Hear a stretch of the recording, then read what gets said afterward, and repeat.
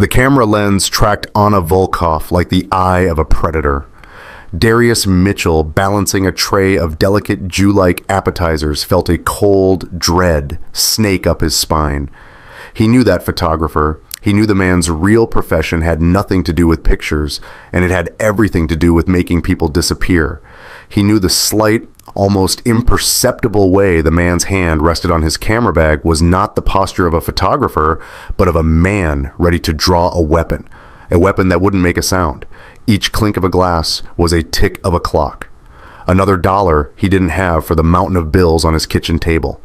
Another moment, his daughter Amara struggled for a full wheeze. But right now, none of that mattered. All that mattered was the man with the camera and the woman in white. Anya Vulov, a vision of power in her immaculate white suit, was oblivious. She was smiling, a practiced, confident expression that graced the covers of business magazines. She was accepting congratulations as the host on stage. A local news anchor with a blindingly white smile began her introduction for the Innovator of the Year award. She's a titan of industry, a true visionary whose work at Vulov BioArm is changing the world. Darius's eyes flickered back to the photographer. The man hadn't moved a muscle. He was a statue of deadly patience, blending in perfectly with the press corps, but Darius saw what no one else did.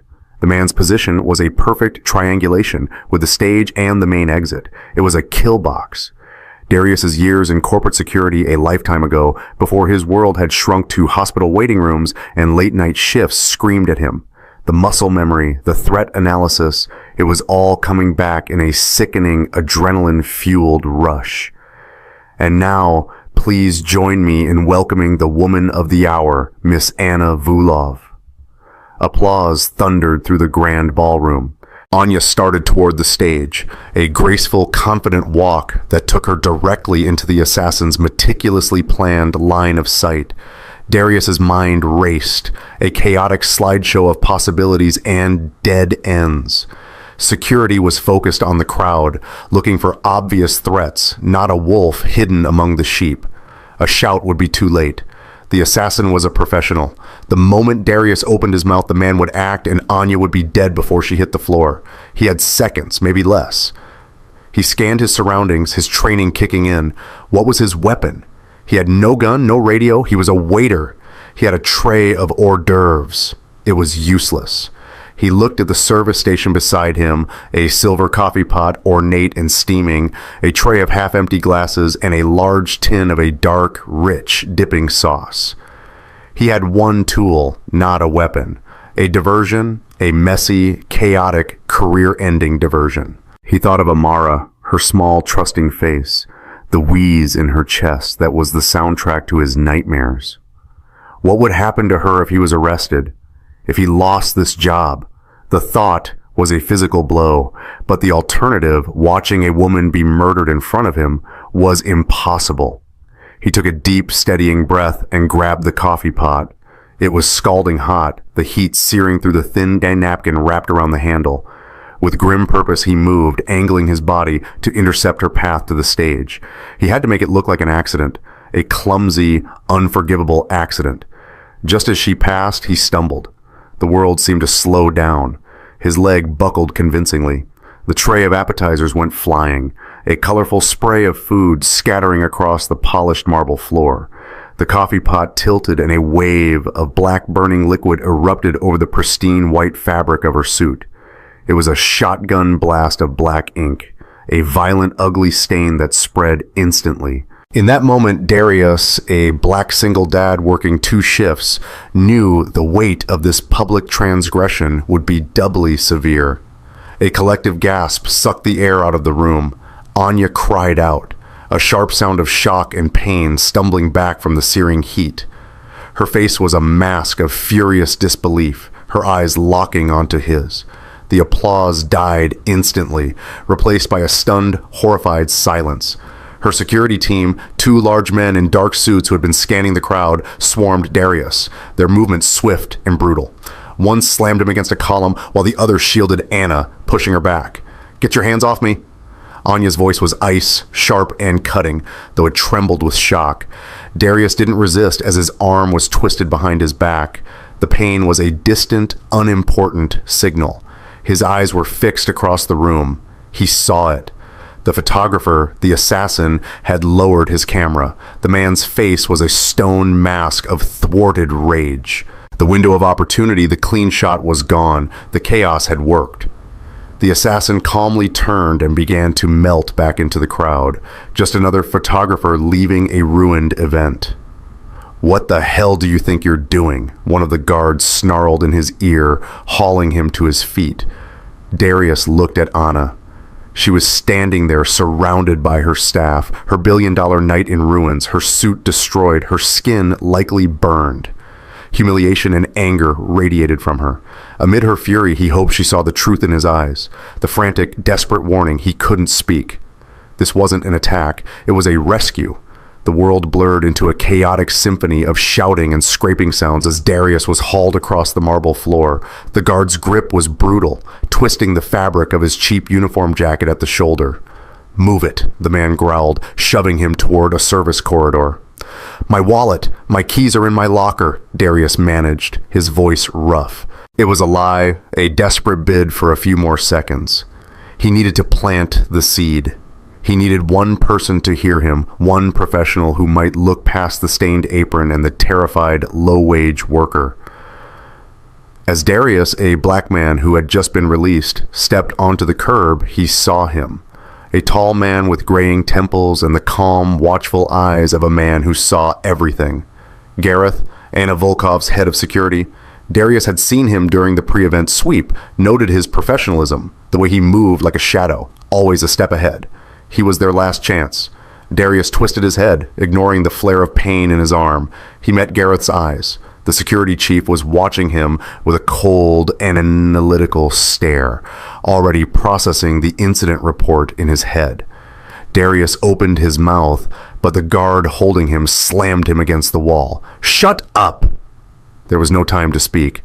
Darius forced his lips to form the word, exaggerating the movement, pouring every ounce of urgency he had into the silent message. "Photographer." Gareth's expression didn't change, but Darius saw a flicker of something in his eyes, not understanding, but a momentary break in his composure. A question, it was enough. The guard shoved him forward again, and the ballroom Anya and his last hope vanished as they plunged into the stark, fluorescent-lit hallway that led to the back offices. Meanwhile, Anna was whisked into a private lounge, the door clicking shut behind her, sealing off the cacophony of the ruined event. Her personal assistant, a young woman named Lena, was fluttering around her, dabbing at the horrific stain with a cloth napkin. "Miss Vulov, we should get you to a doctor. That coffee was boiling." "I'm fine," Anya snapped, her voice tight with controlled fury. The burn on her shoulder and chest was beginning to blossom into a deep, throbbing pain, a fire spreading beneath her skin. But the physical pain was nothing compared to the white-hot humiliation. She had been assaulted, made a spectacle of in front of her peers, her investors, the press. The stain on her suit felt like a stain on her reputation. "It was deliberate," she said, more to herself than to Lena. He looked right at me. It wasn't a stumble. The door opened and Donovan Croft, her second in command, swept in. His face was a perfect mask of concern, but his eyes, small and dark, held a glint of something else. Excitement. "Anya, my God, are you all right? I've already spoken to hotel security. They have him in custody. We will press this to the fullest extent. Assault and battery will ruin him." His voice was smooth, reassuring, but his eagerness felt predatory. "Find out who he is," Anna commanded, shrugging off Lena's attempts to help her out of the ruined jacket. "I want his name. I want to know everything about him. I want to know why a waiter would throw away his life to ruin my night." "Of course," Donovan said, already pulling out his phone. "He's probably some disgruntled lunatic, a nobody. We'll make sure he pays." Just then, Gareth, her head of security, entered the room. He closed the door quietly, his presence immediately calming the frantic energy. "Miss Vulov, the man is being held in a security office downstairs. The police are on their way." "Did he say anything?" Anya asked, her voice sharp. "Did he give a reason?" Gareth paused, his gaze steady. No, ma'am. He's refused to say a word. But as we were escorting him out, he did something unusual. Donovan scoffed. Everything he did was unusual, Gareth. He's clearly unstable. Gareth ignored him, his attention fixed on Anya. He looked directly at me. He mouthed a word. Anna waited. Her breath held. The throbbing in her shoulder seemed to fade as a new, sharp feeling took its place. Curiosity, he said. Photographer.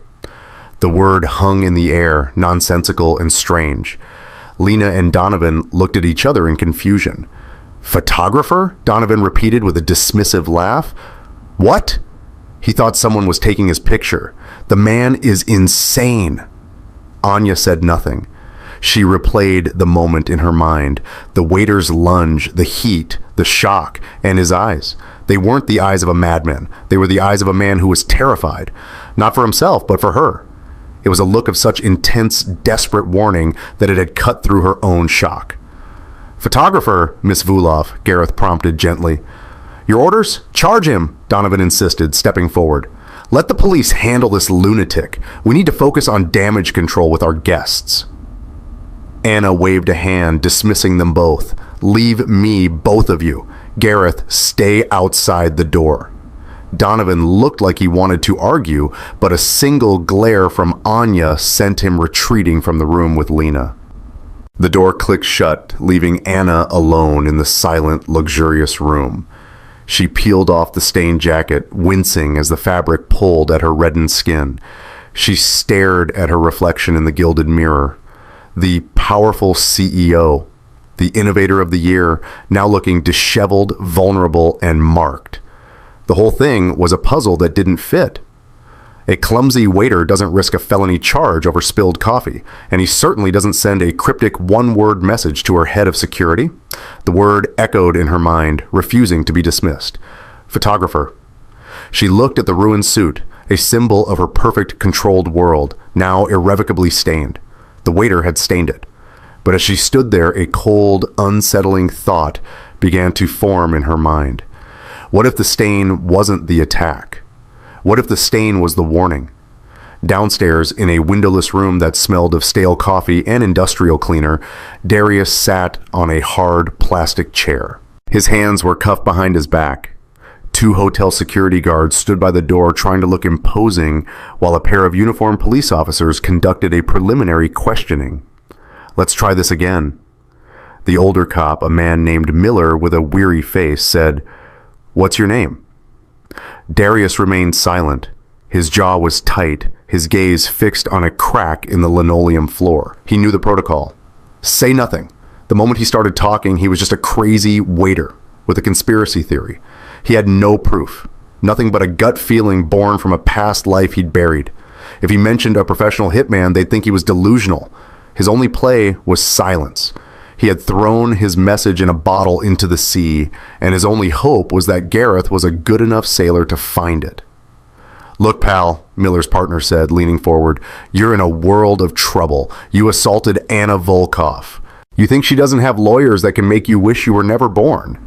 You help yourself by helping us. Why did you do it? Darius thought of Amara sleeping in her hospital-style bed at home, the soft hum of the oxygen machine her constant companion. Fear, bolst and sharp, twisted in his gut. What had he done? He'd just orphaned his daughter for a woman he didn't even know. His gamble felt impossibly foolish now, sitting in the sterile silence of the security office. He closed his eyes, picturing Amara's face, and held on to his silence like a shield. Upstairs, Anna had put on a spare blouse Lena had retrieved from her emergency kit. It was plain, functionless, and a world away from the bespoke suit she had been wearing. She paced the length of the lounge, the adrenaline from the incident giving way to a restless and analytical energy. She opened the door. Gareth stood just outside, his posture alert. Get me everything you can on that waiter. Name, address, work history, everything. And I want the complete guest and press list from tonight's event. Now, Miss Vulov, Donovan's voice cut in. He was striding down the hall, his phone pressed to his ear. I've just spoken with our legal team. They're ready to file the initial complaint. The hotel manager is also prepared to make a statement about their rigorous employee screening to mitigate our own liability. He lowered his phone. "This is a PR crisis, Anya. We need to control the narrative. Focusing on some waiter's cryptic nonsense is a waste of precious time." "It's my time to waste," Anya said, her voice dangerously quiet. "Gareth has his orders." Donovan's face tightened for a fraction of a second before smoothing back into a mask of concerned professionalism. "Of course, it's just I'm worried about you. You've had a traumatic experience. Perhaps you should let us handle the details." "I am handling them," Anna stated, her tone leaving no room for argument. She turned to Gareth. "And get me all the security footage from the ballroom for the last hour, every camera angle. I want to see exactly what happened." Gareth simply nodded. "Right away, ma'am." He moved off with silent efficiency, leaving Anna and Donovan in the hallway. "Anya, this is a mistake," Donovan said, his voice a low, urgent murmur. "Let the police do their job. You're letting this man get in your head." "Someone got in my head tonight, Donovan," she replied, her gaze unreadable. "I'm just trying to figure out who." An hour later, Gareth was back. He carried a tablet, his expression grim. Anna was sitting in the lounge, Donovan hovering nearby, ostensibly coordinating with their PR team, but clearly monitoring the situation. The waiter's name is Darius Mitchell. Gareth began, his voice low and professional. 40 years old, a Black American single father. His daughter has a rare pulmonary condition. He's been working 2, sometimes 3 jobs for the past 5 years to cover medical expenses. Before that, Gareth paused, swiping on the tablet. Before that, he was a senior security specialist for a private firm, top level, handled executive protection for CEOs in high-rises territories. He left the field abruptly 6 years ago after an incident. Anya stared at him, a security specialist, not a disgruntled lunatic, a trained professional. The pieces began to shift, forming a new alarming picture. Donovan shifted his weight, his expression unreadable. "That doesn't mean anything," Donovan said quickly. He could have snapped, the stress of his daughter's illness. "I've also reviewed the press credentials," Gareth continued, ignoring Donovan. "All the major outlets are accounted for, but there was one freelance photographer whose credentials seemed thin. His name is registered as Peter Marks, but the agency he listed doesn't exist. He left the premises less than 2 minutes after the incident with Mr. Mitchell." A cold knot formed in Anna's stomach. "The footage," she said, her voice a whisper. Gareth tapped the screen. He brought up a multi-angle view of the ballroom. "Watch the man in the gray suit by the west pillar. That's Peter Marks." The video played in silence. They saw Darius moving through the tables, his expression tense. They saw Anya smiling, beginning her walk to the stage, and they saw the photographer raising his camera, but he wasn't aiming at the stage. He was aiming directly at Anna's path. His stance was perfectly balanced, his movements minimal and precise. It was the stance of a marksman. Then they saw Darius lunge. The coffee, the chaos. The camera view switched to a close-up of the photographer as the crowd reacted in shock. His face registered not surprise, but pure cold fury. His jaw clenched. His mission was compromised. He lowered his camera, turned, and disappeared into the panicked crowd. The footage ended. The room was deathly silent. Donovan was pale, his confident demeanor gone. "It could be a coincidence," he started, but his voice lacked conviction. Anna felt the air leave her lungs. The burn on her shoulder was a dull throb, a phantom reminder of the searing heat. But now she understood. That heat had saved her from something infinitely colder. Darius Mitchell hadn't been trying to hurt her. He hadn't been trying to humiliate her. He had been taking the bullet for her. "My God," she breathed, her hand flying to her mouth as the full terrifying weight of the truth crashed down on her. "He saved my life." The silence in the lounge was a living thing, heavy and suffocating. Anna sank into a plush armchair, the tablet slipping from her numb fingers and clattering onto the glass table. The video replayed in her mind, a horrifying loop. The assassin's cold eyes, Darius's desperate lunge, the splash of coffee that had been a shield. Donovan Croft was the first to speak, his voice strained. "This changes things, obviously, but we must be careful. This Mitchell could be involved in a more complex way." Perhaps he was meant to create the diversion for a different reason. We can't trust him. He was scrambling, trying to regain control of a narrative that had spun violently out of his grasp. Anna lifted her head, and the look in her eyes silenced him instantly. The shock had burned away, leaving behind a glacial fury. "He's a single father working 3 jobs to keep his sick daughter alive," she said, her voice dangerously low. "He sacrificed the only thing he has left, his freedom, to save my life from a man you dismissed as a lunatic." She stood up, her movements sharp and decisive. "Gareth, ma'am, call the police precinct where they're holding Darius Mitchell. Inform them that my legal counsel is on the way. All charges are to be dropped immediately. I am making no statement against him. In fact, I'm making a statement in his favor. Is that clear?" "Crystal clear, Miss Vulov, and get a team to his apartment. Now, his daughter Amara, I want her and him under our protection. The man who hired that photographer knows the plan failed, and he knows why it failed. Mitchell and his child are in incredible danger." "My thoughts exactly," Gareth said, already dialing a number on his phone. "I'll dispatch a prime security detail." "Anya, this is an overreaction," Donovan protested, his voice rising. "Bringing them into our security bubble creates an unacceptable liability." "We don't know what I know, Donovan," Anya cut him off, turning to face him fully, "is that I was the target of a professional assassination attempt. That man," she pointed a trembling finger toward the hallway where Darius had been dragged away, "is the only reason I'm still breathing, and you are standing here arguing about liability. From this moment on, you will do exactly as I say, or you will be explaining your obstruction to the board of directors. Am I understood?" Donovan's face paled. He gave a stiff, almost imperceptible nod. "Understood." Anna turned back to Gareth. "I'm going down to that precinct. I want to talk to him myself." "Anya, no," Donovan exclaimed. "It's not secure."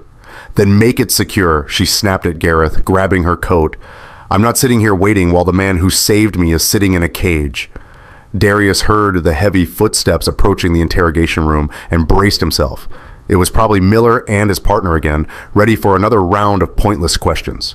The door swung open, but it wasn't the police. A lawyer in a suit that cost more than Darius's car stepped in, followed by Gareth. Darius's eyes met the security chief's. Gareth gave a single slow nod, a silent acknowledgement that the message had been received. Relief washed over Darius so powerfully his knees felt weak. "Mr. Mitchell," the lawyer said, his voice smooth as silk, "my name is Alistair Finch. I represent Miss Anna Vulov, at Miss Vulov's personal and vehement request. All charges against you are being dropped. You are free to go." The 2 police officers standing in the corner exchanged baffled looks. Miller stepped forward. "Now, hold on a minute. We have a signed complaint from hotel management, property damage, creating a public panic." Finch simply raised an eyebrow.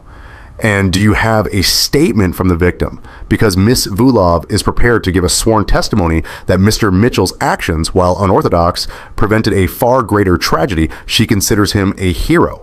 Now, if you'll excuse us, the finality in the lawyer's tone was absolute. Miller threw his hands up in defeat and walked out of the room. A junior officer came in with a key and unlocked Darius's handcuffs. The metal clicked open and he rubbed his raw wrists, the feeling slowly returning to his fingers. He stood up, his body aching from being slammed against the wall. "What happens now?" he asked, his voice rough. "Miss Vulov would like to speak with you," Gareth said. "She's waiting in a car outside." The walk out of the precinct was a blur. The sterile hallways gave way to the cold night air. As Darius, a black man who had just been released, stepped onto the curb, a sleek black town car was idling, its tinted windows hiding the occupant. Gareth opened the rear door. Anna Volkov sat inside, her face pale in the dim light of the dashboard. The anger was gone, replaced by an expression he couldn't quite read, a mixture of gratitude, shock, and an intensity that was almost unnerving. He slid into the plush leather seat, the door closing with a soft, solid thud, sealing them in a cocoon of silence. For a long moment, neither of them spoke. "Your shoulder," Darius said finally, nodding toward her. "You should have a doctor look at that burn." Anya waved a dismissive hand. "It's fine. It will heal." She turned to face him, her blue eyes searching his. "They told me who you are or who you were." "A security specialist a long time ago," Darius said. "You recognized him. It wasn't a question. I've seen him before in another life." "His name isn't Peter Marks. He's a ghost, a freelancer who takes contracts others won't touch. He's one of the best, and he was there for me," Anya stated, the reality still sinking in. "Yes, who hired him?" she asked, the question sharp, direct. Darius shook his head. "I don't know. That's not how men like him work. He would never reveal his client. All I know is that the threat was real, and it's not over." Anna's gaze didn't waver. "No," she said softly, "it's not. He knows you stopped him, which means he knows who you are." Her expression hardened with a new resolve. "And that is something I will not allow. You saved my life, Mr. Mitchell. Now it seems it's my turn to save yours." The words hung in the airtight silence of the luxury car. "My turn to save yours." For a moment, Darius felt a dizzying sense of vertigo. He had spent the last 6 years meticulously building a small, anonymous life. He was a waiter, a handyman, a ghost. Now, in the space of a single chaotic hour, he had been seen, and the person who saw him was the most powerful woman in the city. Panic, sharp and acrid, cut through his exhaustion. "My daughter," he said, his voice a low, urgent rasp. "Amara, she's at home. The sitter left an hour ago. I have to get to her." He reached for the door handle, a primal instinct to run to his child, overriding everything else. Anna didn't move. She simply said, "She's not at home, Mr. Mitchell." Darius froze, his hand hovering over the handle. He turned to her, his eyes narrowed with a sudden fierce suspicion. "What does that mean?" "Where is she?" "She is safe," Anna said calmly, though she could see the storm gathering in his expression. "Gareth's team picked her up 30 minutes ago. There is a pediatric nurse with her.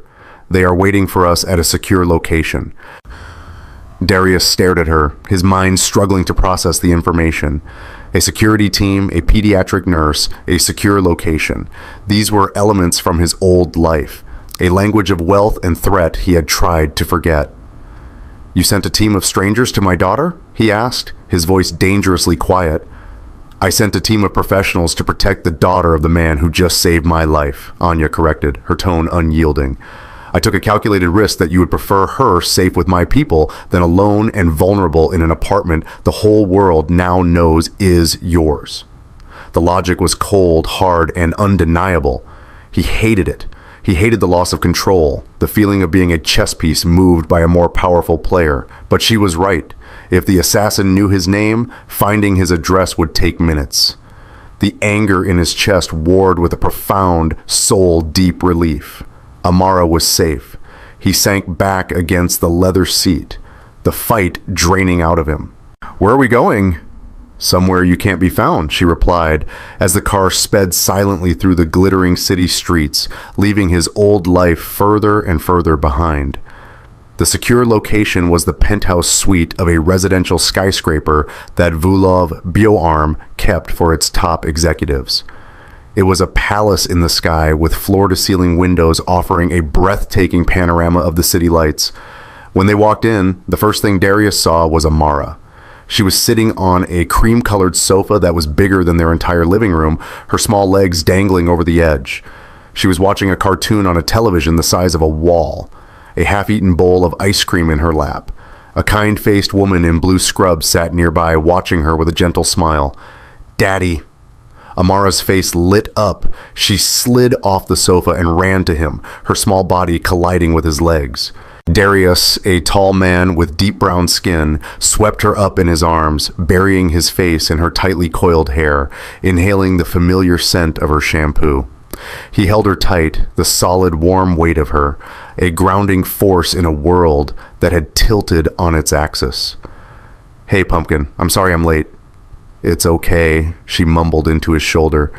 "The nice lady said we were having an adventure." She looked over his shoulder and saw Anna standing in the doorway, a figure of quiet authority. "Is she the queen of the castle?" Amara whispered. Darius, his deep brown hands still resting on his daughter, managed a weak smile. "Something like that." He set her down, his hand never leaving her shoulder. He looked at the nurse. Thank you. She's a delight, the woman replied warmly. Her vitals are stable. I'll be just outside if you need anything. She quietly let herself out, leaving Darius, Amara, and Anna alone in the cavernous living room. Anya watched the interaction, a flicker of an unreadable emotion in her eyes. She saw the fierce, unconditional love of a father, and it made the cold corporate calculus of her world seem shallow and insignificant. This was what was at stake, this small, fragile family. Mr. Mitchell, Darius, she began, her tone softer now. We need to talk. He nodded, guiding Amara back to the sofa. Go ahead and finish your cartoon, sweetie. Daddy needs to talk to the two Miss Vulov for a minute. He walked over to the window, standing beside Anya, though he kept a respectful distance. They both looked out at the city below, a river of light and movement. You're not safe, Anya said, getting straight to the point. Neither of you. Not until we find out who hired that man. I know, Darius said grimly. Men like him don't give up. They just change their methods. My resources are now your resources, Anna stated. Security, financial support, the best medical care for your daughter. Anything you need, you will have it. You have my word. Darius turned to look at her. I don't want a handout, Miss Vulov. This isn't a handout, she countered, meeting his gaze. It's a debt, one I fully intend to repay, but I'm also offering you a job. He raised an eyebrow. I'm a waiter. No, she said, shaking her head. You're not. You're the man who saw a threat no one else did. You're a security specialist with experience in a world I'm just now realizing I know nothing about. I need you. I need your expertise to help Gareth and my team find the person who tried to kill me. The police will move slowly. They'll be bound by red tape. The threat is inside my world, maybe even inside my company. I need someone on my side who knows how to navigate the shadows. The offer hung in the air between them. It was a lifeline. It was a cage. It was a way back into a world he had fought to escape, a world of violence and paranoia. But it was also the only way to protect Amara. The choice wasn't a choice at all. He thought of the endless medical bills, the constant grinding worry that kept him awake at night. He looked at Amara, so small and innocent against the backdrop of immense luxury, completely unaware of the danger swirling around them. Then he looked back at Anna, at the determined set of her jaw. She wasn't just a CEO, she was a target, and that made him a target too. He took a deep breath. The smell of coffee and fear was finally fading, replaced by the clean, sterile air of wealth and power. All right, Miss Vulov, Darius said, his voice steady and clear. The ghost of the man he used to be stepping forward. Tell me everything. Who are your enemies? Anya didn't hesitate. She led him to a large glass dining table, pulling out a tablet and setting it between them. The city lights twinkled below, a silent, indifferent audience to the unfolding drama. My enemies are the same as any CEOs, she began, her voice crisp and businesslike. A familiar shield she was using to process the unfamiliar terror. Corporate rivals in the pharmaceutical space, activist groups who think we're corporate demons, disgruntled former employees. The list is a mile long and mostly noise. I'm not interested in the noise, Darius said, his focus absolute. I'm interested in the signal. Who knew the specifics of tonight's event? The timing, the security layout, the fact that you would be on that stage at that exact moment. Anya's fingers flew across the tablet screen, pulling up an internal document. The event was public, but the detailed minute-by-minute schedule was only circulated to my senior executive team and the event organizers. Give me the executive list. She turned the tablet to face him. A corporate hierarchy chart glowed on the screen, a web of names and titles. At the top was her own name. Directly below it was Donovan Croft. The person who benefits most directly from my death, Anya said, her voice flat. Is Donovan as COO, he would automatically become interim CEO. The board likes him. He's smooth. He's predictable. He would have a strong chance of making the position permanent. Tell me about him, Darius said, leaning forward. His waiter persona completely gone, replaced by the sharp, analytical focus of an investigator. What was his reaction tonight? Concerned, Anya recalled, a frown creasing her brow. He was insistent that we press charges, that we ruin you. He called you a lunatic, she paused. He also tried to stop me from investigating your message. He said it was a waste of time, that I should let the police handle it. He tried to control the flow of information, Darius stated. He wanted you to follow the simple, obvious path. He wanted me to be the villain of the story because it was a convenient distraction. It makes sense, Anna admitted, the words tasting like poison. But Donovan has been with the company for 10 years. He was my father's protege before he was mine. It's hard to believe. Belief has nothing to do with it. Darius cut her off, his tone not unkind but firm. It's about motive and opportunity. He had both. We need to look at what's underneath the mask. Financials, communications. Who has he been meeting with outside of the office? Has his behavior changed recently? The questions were rapid fire, precise, and practical. They were the questions of a professional, and Anna found herself answering them, the process of laying out the facts helping to organize the chaos in her mind. Just as she was about to pull up another file, the suite door opened and Gareth entered. He nodded to Anna, his eyes assessing Darius with a new level of respect. Miss Vulov, the detail is in place. The building is secure. We have a team monitoring Mr. Mitchell's apartment. He turned to Darius. I owe you an apology and my thanks. You heard the message, Darius replied, accepting the unspoken truce. That's what matters. What have you found? We've started a quiet preliminary background check on the entire executive team with a priority on Mr. Croft, Gareth said, his voice low. Nothing overt on the surface, no major debts, no obvious vices. But there is one thing. He's been systematically selling off small blocks of his personal company's stock for the past 6 months. Never enough to trigger an automatic flag, but it's a steady pattern. He's liquidated nearly $2 million. Darius and Anna exchanged a look. The air in the room grew colder. Why? Anya whispered. Our stock is about to soar after the merger. It makes no financial sense for him to sell now. Unless he needed cash for an off-the-books expense, Darius said grimly. A down payment, for instance. A man like the one at the event tonight doesn't come cheap. He stood up and began to pace, his mind working, connecting the dots. Or unless he knew something was coming that would tank the stock price. Something like the CEO being assassinated and the company being thrown into chaos. The logic was brutal and inescapable. The man Anna had trusted, the man who stood beside her in boardrooms and at press conferences, might have been plotting her murder for months. We can't move against him on this alone, Gareth warned. It's circumstantial. He'll say he was diversifying his portfolio. I know, Darius said, stopping his pacing. He looked from Gareth to Anya. So we don't move against him. We let him think he's safe. We let him think I'm just a waiter who got lucky, a problem that has been neutralized. Anya looked at him, understanding dawning in her eyes. You want him to get comfortable? I want him to get sloppy, Darius corrected. He failed tonight. His problem hasn't gone away. The audit is still happening. You're still alive. He's going to have to try again, and this time we'll be waiting for him. He glanced over at the sofa where Amara had drifted off to sleep, her small chest rising and falling in a steady rhythm. The sight seemed to steal his resolve.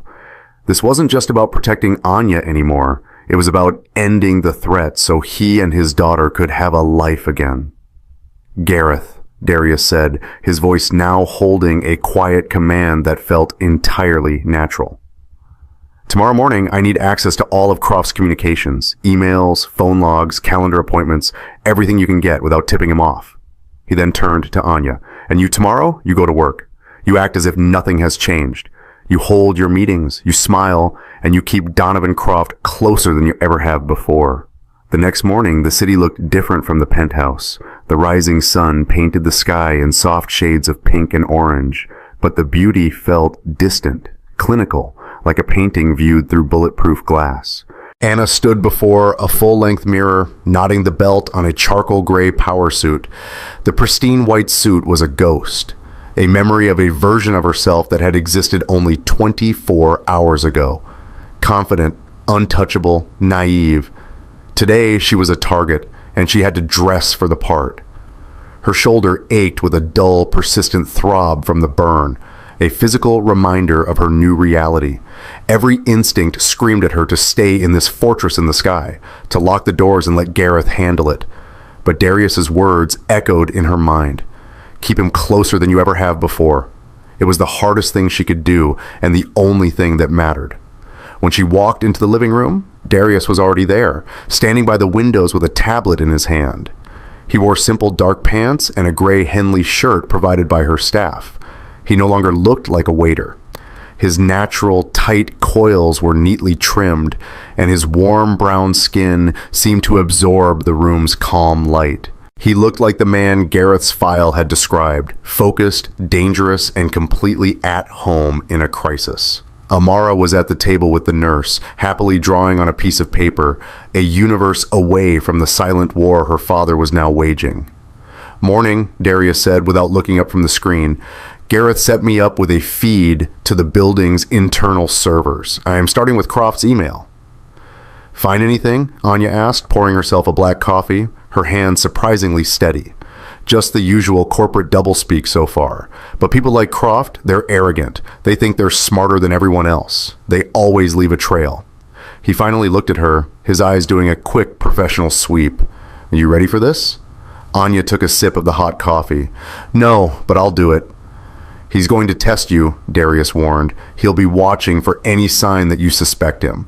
Your story for dropping the charges has to be cold and strategic, something he'll understand. My lawyers advised me that a protracted legal battle with a sympathetic figure like a struggling single father would be a PR disaster, especially during a merger." Anya recited the words feeling foreign and rehearsed. It was a business decision. Darius nodded, a flicker of approval in his eyes. "Good. That's exactly what he'll believe." The ride down the elevator was a descent back into the world where she was prey. As she stepped into the lobby of Vulov Bioarm, the atmosphere was electric with gossip. Heads turned, people whispered behind their hands. She ignored them all, her face an unreadable mask, and walked straight to the executive floor. Donovan was waiting outside her office, his face a perfect picture of solicitor's concern. "Anna, thank God, I was so worried. Are you sure you should be here today?"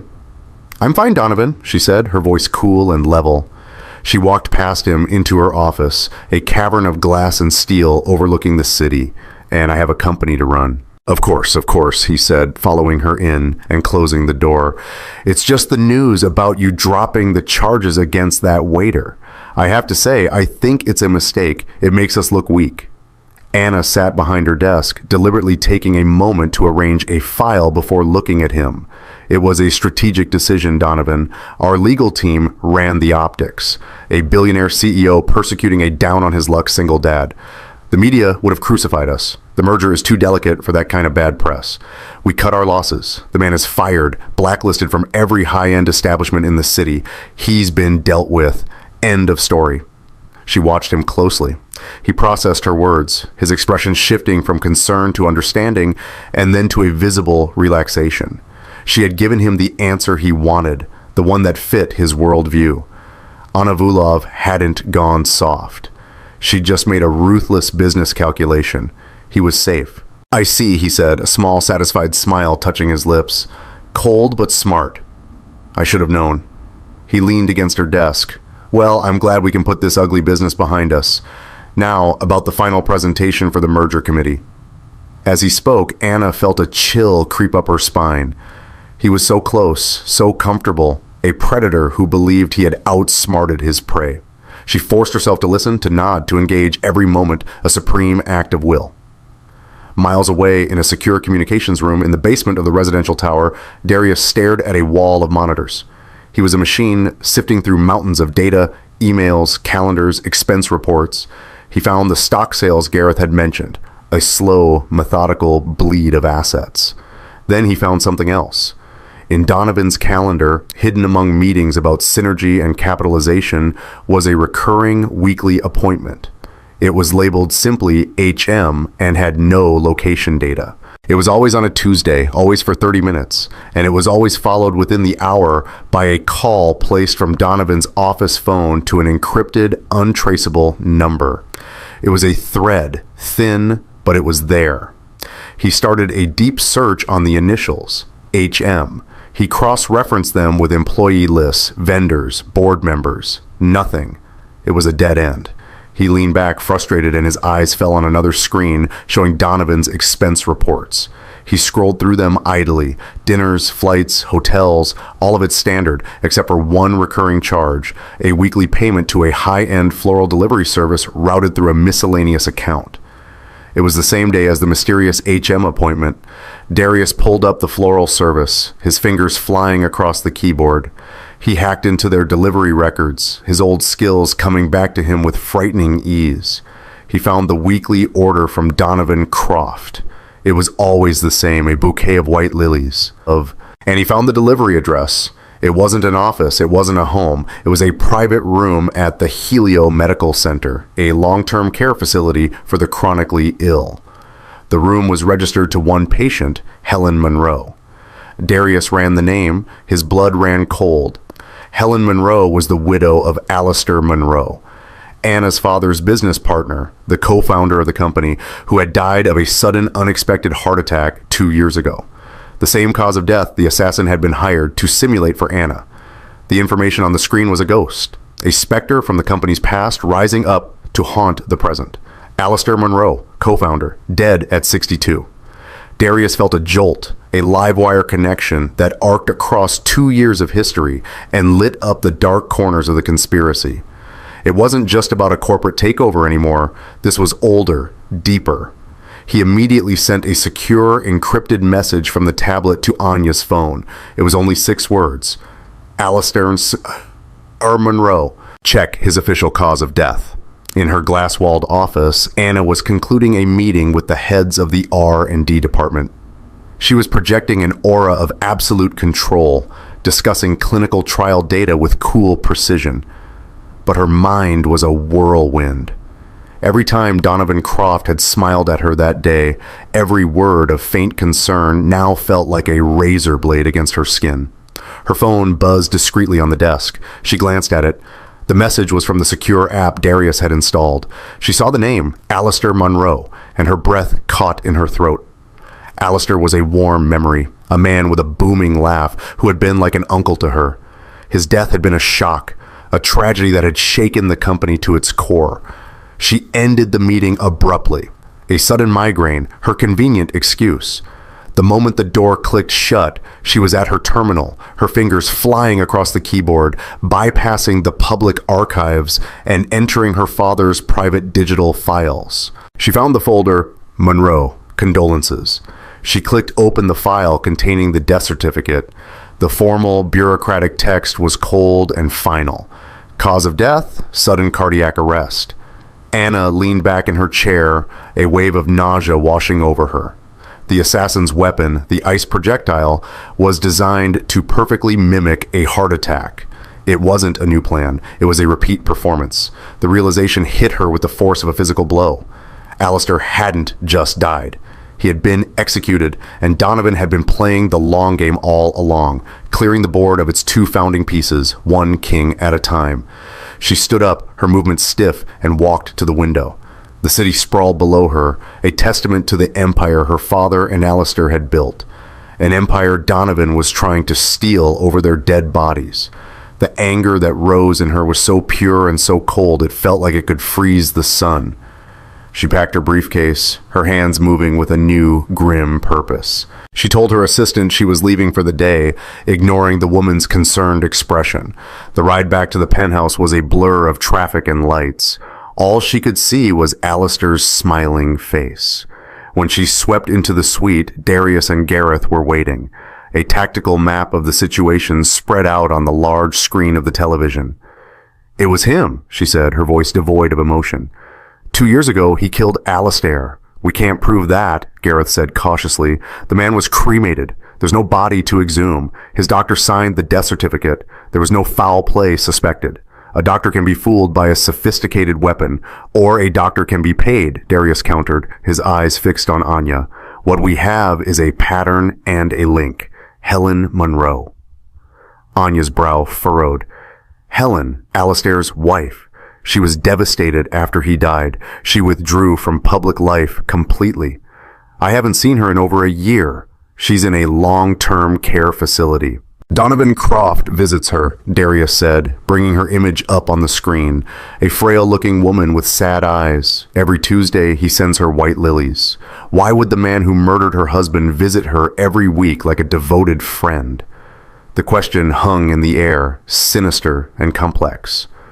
Leverage, Gareth suggested. Maybe she knows something and he's keeping her quiet. Or she's a part of it, Anna said, the thought sickening her. But that doesn't feel right. Helen adored Alistair. There's a third option, Darius said, his voice low.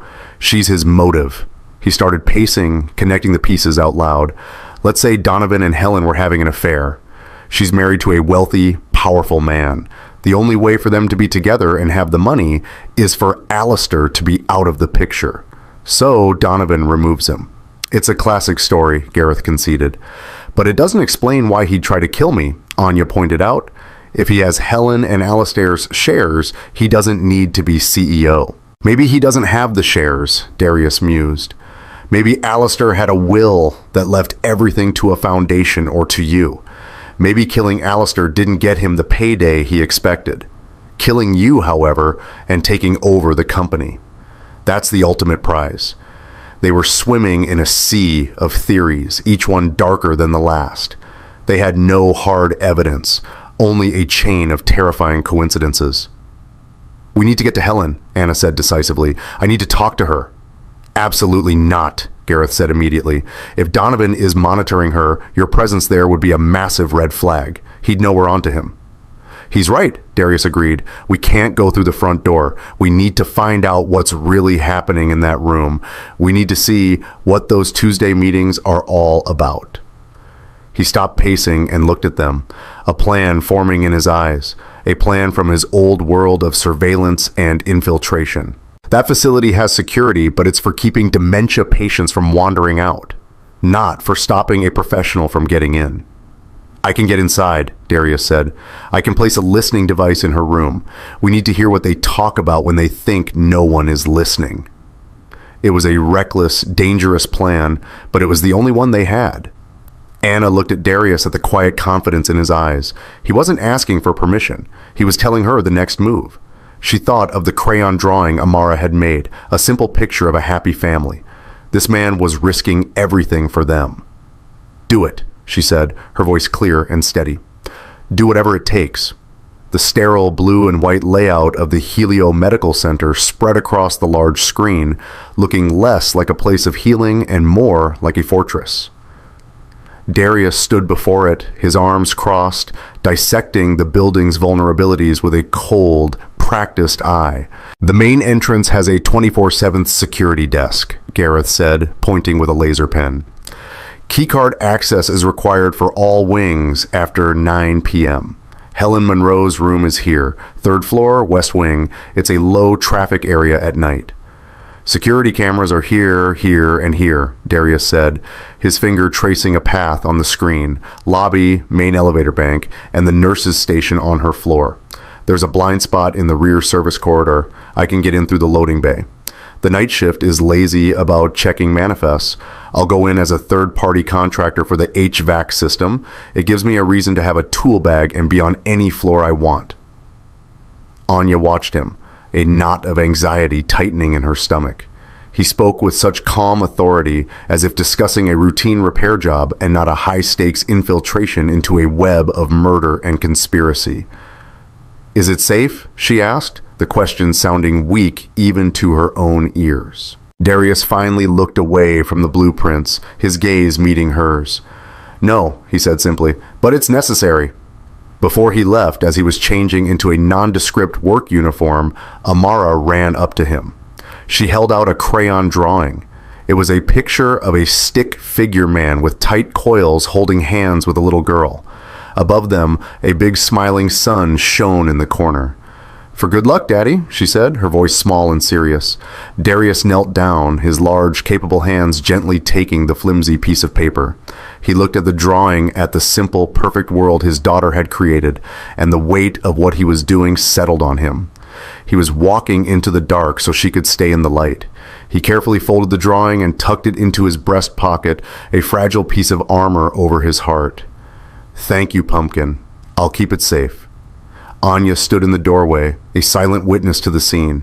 She watched the way his warm brown face softened, and the fierce tenderness in his expression struck a chord deep inside her, a feeling she couldn't name. When he stood up, his eyes met hers over Amara's head. "Be careful, Darius," she said. The words more than just a polite sentiment. They were a plea. He gave a single firm nod, and then he was gone. The night was cold and moonless. The loading bay of the medical center was a cavern of concrete and shadows smelling of disinfectant and diesel fumes. Darius, dressed in a gray jumpsuit with a fake company logo, walked with a confident stride, a heavy tool bag slung over his shoulder. As predicted, the night watchman barely glanced up from his tabloid, just waving him through after a cursory look at a forged work order. Inside, the air was still and sterile. The fluorescent lights hummed, casting long, distorted shadows down the empty corridors. Every footstep echoed, unnaturally loud in the profound quiet. He took the service elevator, a rattling metal cage, up to the third floor. The doors opened onto the pristine, polished hallway of the West Wing. He saw the nurses' station at the far end, a small island of light in the dimness. A single nurse sat there, her head bowed over a crossword puzzle. He kept to the opposite wall, his rubber-soled boots making no sound. He reached Helen Monroe's door, room 31B, and his hand hovered over the handle. He paused, momentarily aware of the increased scrutiny a man with dark skin and a tool bag might face in a place like this. This was it. He slipped a thin piece of metal from his sleeve and slid it into the lock. It wasn't a high-security door. A few deft movements, a soft click, and he was inside. The room was dark, save for the faint glow of medical monitors by the bed. He could hear the soft, rhythmic puff of an oxygen machine and the shallow breathing of the woman in the bed. He moved with a liquid silence, his eyes quickly adjusting to the gloom. He saw the bedside lamp, his target. The bug was a tiny marvel of engineering, disguised as the base of a standard electrical plug. All he had to do was switch it with a lamp's existing plug. He knelt by the wall outlet, his fingers working quickly. He unplugged the lamp. The room plunged into near total darkness. He fumbled for a moment, his heart hammering against his ribs. He found the outlet again, guiding the new plug into the sockets. Done. He was about to stand when he heard a sound from the hallway. Footsteps coming closer. He froze, his body tensing, every muscle coiled. He pressed himself flat against the wall beneath the window, shielded by a heavy curtain.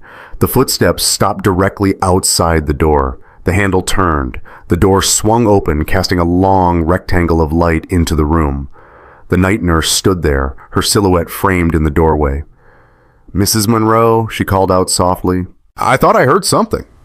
Darius held his breath. He was completely exposed. If she took one step further into the room, he could see her eyes scanning the darkness.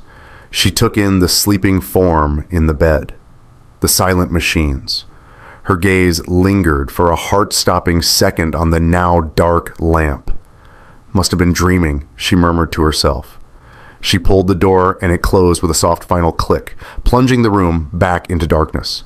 Darius didn't move for a full minute, letting the adrenaline recede. He rose slowly, his legs shaky, and slipped back out of the room as silently as he had entered. Back in the penthouse, Anna and Gareth were standing over a speaker set up on the table, the air thick with tension. Darius walked in, stripped off the jumpsuit, and tossed it on a chair. "It's done," he said, his voice strained. He nodded at the speaker. "Let's see what we got." Gareth tapped a key on a laptop. At first, there was only static. Then it cleared. The sound filled the silent penthouse, the soft rhythmic puff of the oxygen machine, the faint hum of the monitors, and the shallow medicated breathing of a sleeping woman. They listened for what felt like an eternity.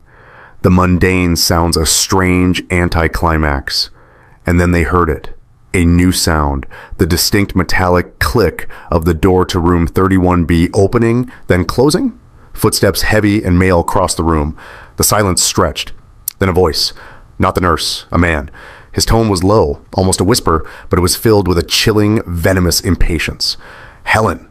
Donovan Croft's voice hissed through the speaker. "Wake up! We have a problem." The three of them froze, leaning in toward the speaker as if drawn by a gravitational force. The air in the penthouse, once a sanctuary, now felt thin and charged, a conduit for the poison seeping out of the small black box.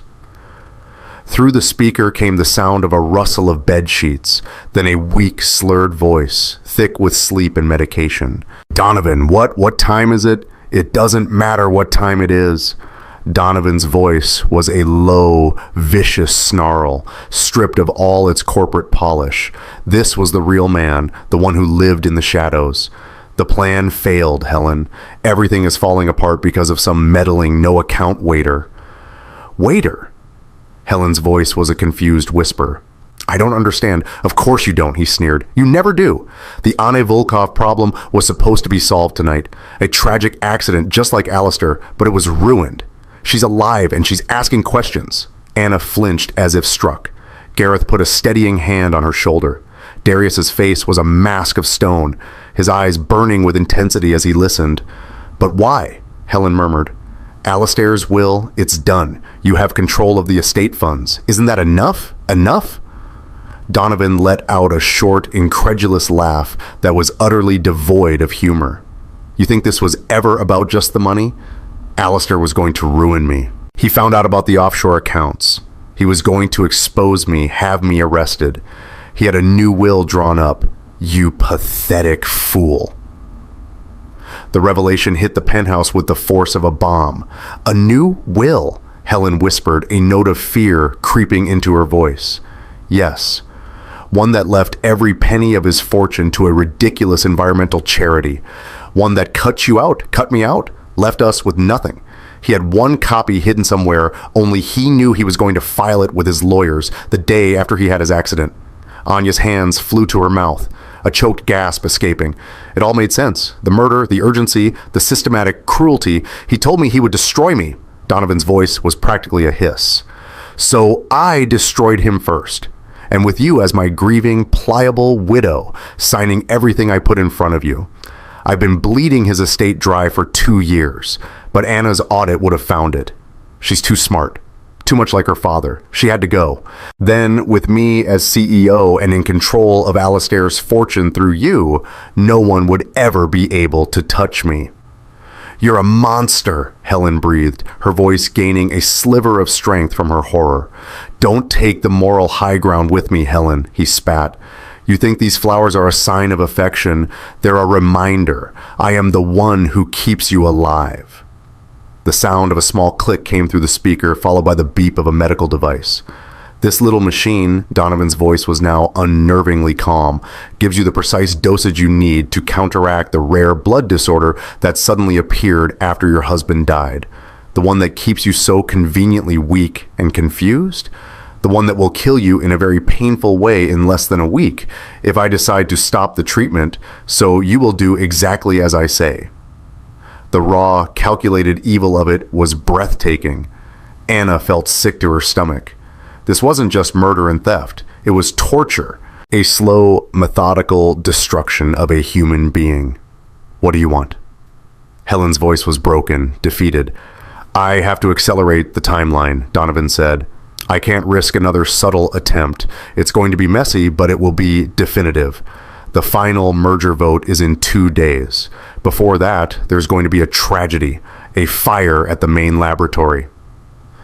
Anna, our brilliant workaholic CEO, will be caught inside working late. A terrible, terrible accident."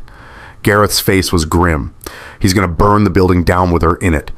And the beauty of it," Donovan continued, his voice dripping with arrogance, "is that the initial investigation will point to corporate sabotage. I've already laid a false trail leading to our biggest competitor. By the time anyone unravels the truth, I'll be so entrenched, so powerful, it won't matter. Now, I need you to sign these papers. A final transfer from the estate trust for expenses." They heard the scratch of a pen on paper, then his footsteps. The door opened and closed, and the room was silent again. but for the soft, steady puff of the machine that was both keeping Helen Monroe alive and holding her hostage. Gareth reached over and shut off the speaker. The silence that followed was louder than the screams in Anya's head. She stood frozen, seeing not a business problem, but a vision of fire, of Helen wasting away in a hospital bed, of Donovan sitting on a throne built of bones. She turned and looked at Darius. The last trace of the client-bodyguard dynamic was gone. Her eyes were filled with a cold, righteous fury. This was her company, her family, her world that he had violated. "We're not going to wait for him to act," she said, her voice a low, steel-edged promise. "We are going to destroy him." Darius met her gaze. The hunter in him was fully awake now. The mission had changed. This wasn't just defense. It was an extermination. "He's right about one thing," Darius said, his voice calm and deadly. "The merger meeting is his deadline. It's the finish line he's racing toward." He looked at Anna, then at Gareth. "So, we're going to use it against him. We're going to turn his finish line into a trap. And we're going to make sure he runs right into it, live in front of his entire world." The 48 hours leading up to the merger vote were a masterclass in controlled deception to the outside world, and more importantly, to Donovan Croft. Anna Volkov was a CEO under immense pressure, reeling from a traumatic event, but determined to push her company's crowning achievement over the finish line. She was at every meeting, her voice sharp, her focus seemingly absolute. She kept Donovan in a tight orbit, consulting him on minor details, deferring to his judgment on optics, making him feel indispensable. She was playing the part of his pawn, all while positioning her pieces for checkmate. Behind the scenes, it was a silent, frantic war. The first move was liberating Helen Monroe. While Donovan was occupied in a budget meeting with Anna, Gareth dispatched a private medical transport team to the Helio Center.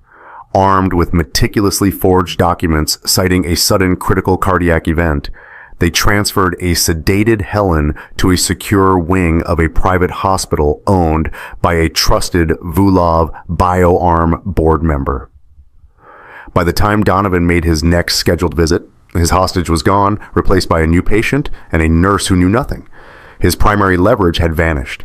Darius became Anna's shadow, officially appointed as a transitional security consultant in the wake of the unfortunate incident. He had unrestricted access to the building and its systems. He and Gareth worked out of a hidden comms room in the tower's sub-basement, a nerve center of screens and encrypted data streams. They watched Donovan's every digital move, mapping his communications, tracking his search history. They saw him trying to contact the assassin, the calls going unanswered. They saw him researching chemical accelerants for fires. He was getting desperate, his arrogance curdling into paranoia. The morning of the merger was overcast, the sky a dull gray slate. Anna stood in the penthouse dressed in a navy blue power suit, the color of iron and resolve. Darius handed her a small, nearly invisible earpiece. "I'll be in the comms room with Gareth," he said. "You'll have a direct line to us. The police are on standby 2 blocks away. The moment you give the signal, they move in." "And the signal?" Anya asked, her heart a steady cold drum. "Say the word legacy," Darius replied. "When you talk about your father's legacy, he'll never see it coming." She looked at him, at the quiet strength in his face. In less than 3 days, this man had gone from a stranger to the anchor of her entire world. "Thank you, Darius," she said, the words carrying a weight that went far beyond gratitude. "For everything." He simply nodded. "Just get through this." The boardroom was filled to capacity. Board members, investors, and the senior partners of the acquiring firm sat around the massive mahogany table. At the head of it sat Anya. To her right, Donovan Croft, looking confident, almost smug. He believed he was hours away from victory. He thought the lab fire was still his ace in the hole, a plan he would execute that very night after the vote was secured. The meeting began. Financials were presented. Projections were discussed. The mood was optimistic, celebratory. Finally, the chairman of the board turned to Anna. "Ms. Vulov, before we cast the final vote, would you care to say a few words?" Anya rose to her feet. A hush fell over the room. She looked around the table, her gaze pausing for a fraction of a second on each face. Finally, her eyes settled on Donovan. "Thank you, Mr. Chairman," she began, her voice calm and clear. "Today we are not just finalizing a merger, we are solidifying a future. A future built on the foundations laid by my father and his partner, Alistair Monroe Donovan," smiled. A slight patronizing incline of his head. "They were men of vision," Anna continued, her voice gaining strength. "They believed in innovation, in integrity. They believed in building something that would last, something that would help people. They believed in creating a worthy legacy." It was the signal. In the sub-basement, Darius spoke into his microphone. "Go." Anya continued, never taking her eyes off Donovan. "But a legacy is a fragile thing. It can be nurtured and grown, or it can be poisoned from within." Corrupted by greed and ambition, Donovan's smile faltered. He shifted in his seat, a flicker of confusion in his eyes. "For 2 years, Anna said, her voice dropping, becoming as cold and sharp as ice. "We believed Alistair Monroe's death was a tragedy. We now know it was a betrayal." The atmosphere in the room changed instantly. A wave of shocked murmurs rippled around the table. Donovan's face went white, and just a few nights ago, Anna pressed on, her voice ringing with power. "That same betrayal was meant for me." Behind her, the large presentation screen, which had been displaying the Vulov BioArm logo, flickered. It didn't switch to a financial chart, it switched to a high-resolution photograph of Helen Monroe, frail in her hospital bed. Donovan shot to his feet. "What is the meaning of this? Anya, this is inappropriate."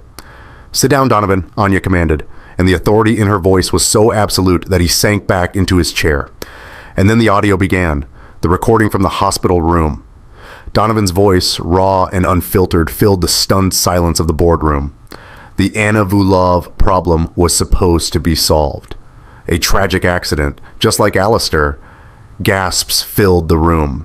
The board members stared, their faces masks of horror. Donovan looked like he had been turned to stone, the blood draining from his face, his eyes wide with disbelief. The recording continued, each word a nail in his coffin. His confession to Alistair's murder, his methodical poisoning of Helen, his plan to burn Anya alive. As his voice detailed the plot for the lab fire, the main doors of the boardroom swung open. 2 uniformed police officers stepped in, followed by Detective Miller. They walked with quiet, grim purpose directly toward the head of the table. The recording played Donovan's final arrogant words. "By the time anyone unravels the truth, I'll be so entrenched, so powerful, it won't matter." Miller reached the table and placed a hand on Donovan Croft's shoulder. "I think you'll find that it does," he said quietly. "Donovan Croft, you're under arrest for the murder of Alistair Monroe and the conspiracy to murder Anna Vulov." Donovan didn't resist. He was a hollow shell, his empire of lies having crumbled around him in less than 5 minutes. As they led him away in handcuffs, his eyes met Anna's one last time. In them, she saw nothing but the pathetic, empty ruin of a man who had lost everything. Weeks later, the city was settling into a new autumn. The scandal had been immense, but Vulov BioArm, under Anna's unshakable leadership, had weathered the storm. The merger was complete. Donovan Croft's trial was set to be the biggest news of the year. Anna stood on the balcony of the penthouse, which she had since bought. She watched the sunset paint streaks of gold across the skyline. The door slid open behind her, and Darius stepped out, holding 2 glasses of wine. He was now the permanent head of corporate security for the entire merged company. "Amara is asleep," he said, handing her a glass. "She drew you a picture of a castle. She says you're the queen." Anya smiled, a real unguarded smile. She's not wrong. They stood in comfortable silence for a moment, watching the lights of the city begin to twinkle to life. Down in a private recovery center, Helen Monroe was slowly regaining her strength. The poison leaving her system, the truth setting her free. The future was uncertain, but for the first time in 2 years, it was hers. "My father and Alistair," Anna said softly. "They wanted to build a legacy of healing. Donovan twisted it into something monstrous. She turned to look at Darius, her expression serious. "I want to honor them. I want to build something clean again." "You will," Darius said, his voice full of a quiet certainty that she found she could rely on more than anything else in the world. "Not alone," she replied, her gaze holding his.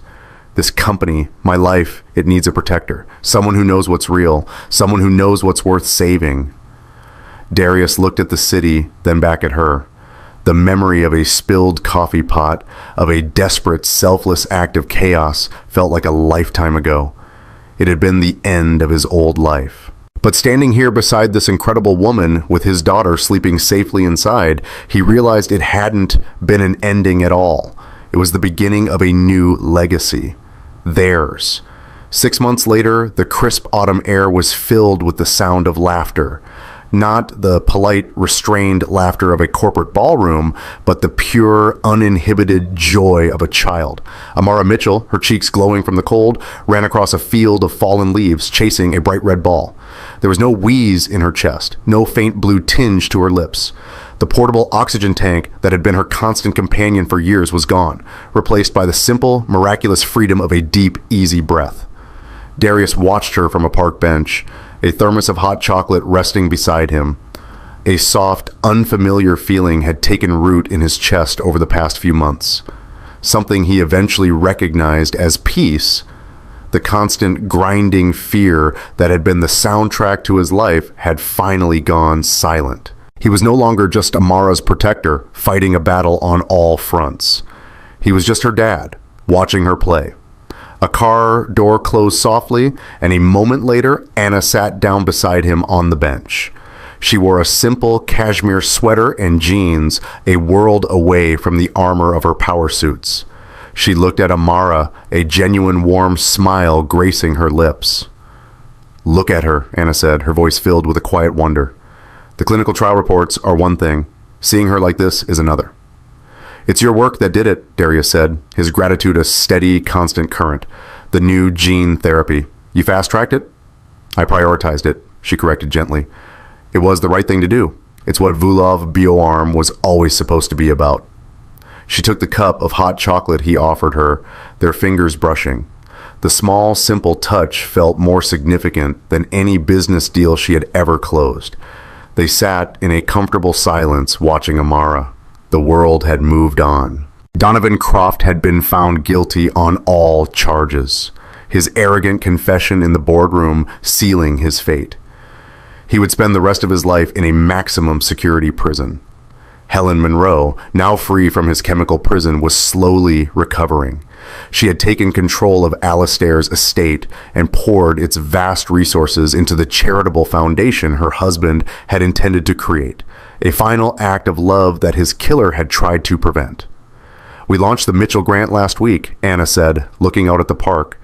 "The first round of funding is already helping a dozen families get access to treatments they thought they could never afford." She turned to him, her blue eyes clear and direct. "It turns out saving lives is a much better business model than destroying them." Darius smiled. He saw the change in her, the warmth that had thawed the ice of her corporate persona. She was still a brilliant, powerful CEO, but now she was leading with her heart, not just her head. Amara, tired from her playing, came running back to them, her face bright. She launched herself onto the bench between them, leaning her head against Anya's arm. "Are you staying for dinner, Anya?" she asked, her voice hopeful. "I wouldn't miss it," Anna replied, wrapping an arm around the little girl's shoulders. Darius looked at the two of them, his daughter and the woman who had become the center of their new, unexpected life. He reached into his wallet and pulled out a small, creased piece of paper worn soft from being handled so often. It was the crayon drawing Amara had given him for good luck the night he broke into the medical center. A stick figure man and a little girl under a smiling sun. "I kept this with me," he said quietly, showing it to Anna. "It was my armor." Anna smiled, a deep, knowing expression in her eyes. "I have one too." She reached into her bag and pulled out her phone, showing him the lock screen. It was a photo of a crayon drawing framed and sitting on the corner of her massive office desk. A picture of a castle with a queen in a blue dress standing at the window. Amara looked from the drawing in her father's hand to the photo on Anya's phone. A slow, happy grin spread across her face. She slid off the bench and took Darius's hand with one of hers and Anna's with the other, pulling them to their feet. The three of them stood there for a moment in the fading autumn light. A man who had been a ghost, a woman who had been a target, and a little girl who was the heart of them both. They were not a story of a rescue or a scandal or a merger. They were the story of a family forged in chaos, built on sacrifice, and just beginning their legacy. And as they walked out of the park together, leaving the shadows of the past behind, they looked exactly like the picture. A perfect hand-drawn circle of three, finally home. So that's the end of our story. I really hope a piece of it stays with you. If there was a moment or even just a character that really hit home, I'd honestly be honored to read about it in the comments. It's just amazing to see how one story can land in so many different ways. Look, if you believe stories like this are a kind of light we need in the world, your support means everything. When you like and subscribe, you're doing more than just helping a channel grow. You're really casting a vote for stories that aren't afraid to look at what makes us human. And you're helping that light find someone who might be in the dark. Thank you for lending me your time. It means a lot. Until the next chapter, take care of yourselves and each other.